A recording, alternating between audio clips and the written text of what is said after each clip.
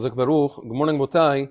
This year, the holiday of Shavuot leads into Shabbat. The first day of Shavuot is on Friday. The second is on Shabbat.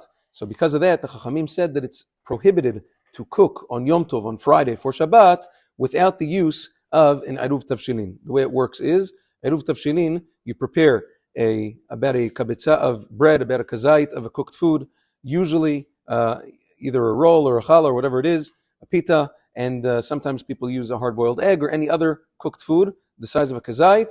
You make the bracha, and then you say the text in the beginning of every machzor. For any of the Yamim Tovim, you can find it, and then you put it away. What happens is, the Chachamim considered it that you're not really cooking on Yom Tov, you started the cooking from before Yom Tov, and you're just finishing it off on Yom Tov, and that, they said, is mutar. Now, like we said, a person should do that anytime on Erev Yom Tov, either from Wednesday night you can do it, or any time on Thursday before Yom Tov. If a person forgot to make an Eruv Tavshilin, usually the Gdol Ha'ir, the Rav of the city, or every Rav for his congregation will make an Eruv Tavshilin and have everyone join in his, such that even if a person forgot to make one, he can still cook on Yom Tov for Shabbat as a result of the Rav's Eruv, but certainly a person should try to be makpid to do one on his own. Another very important thing is that if a person's not cooking at all on Yom Tov, he's just reheating everything he has, let's say salads, or at least the majority salad. If it's a liquid, that's considered already cooking.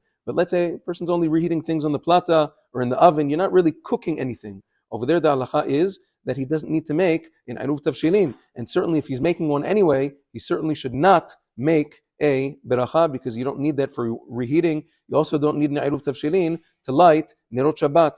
So in any event, even if you are cooking, the poskim tell us that a person should try to finish all of the cooking for Shabbat as early on Friday as possible, and not wait until the last minute on Friday. Also, to be careful, as opposed to Yom Tov, that you can even light candles a little bit later on the second night of Yom Tov, which is Friday night. You have to be careful, just like any other Lin Shabbat, to light Nerot Shabbat approximately 20 minutes or so before Shki'ah, because if it gets too close to Shki'ah, and especially if Shki'ah is passed already, you can't light Nerot Shabbat anymore as opposed to Yom Tov, so that's something else that you have to be careful about. Yom Tov, have a wonderful day.